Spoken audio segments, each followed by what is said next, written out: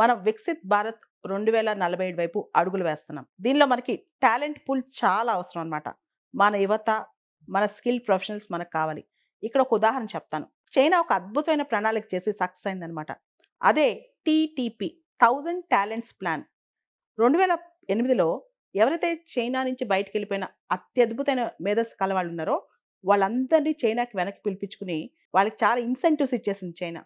చాలా ఇన్సెంటివ్స్ అంటే వాళ్ళకి చాలా సబ్సిడీస్ ఇవ్వటము, వాళ్ళకి స్టార్టప్స్ క్రియేట్ చేయడానికి అన్ని ఎకో సిస్టమ్ పెట్టడం మొత్తం చేసింది.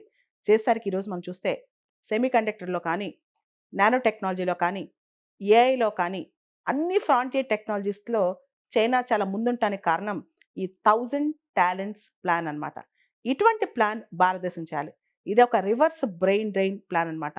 దాదాపు కొన్ని వేల సంఖ్యలో టాప్ మోస్ట్ మేధస్సు కలవాళ్ళు చైనీస్ వచ్చేసేసి వాళ్ళ దేశానికి అత్యద్భుతంగా పనిచేశారనమాట.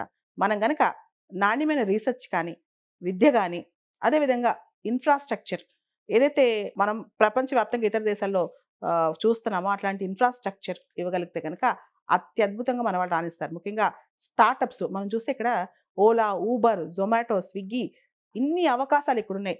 ఇండియా గోల్డెన్ ఎరాలో ఉందండి.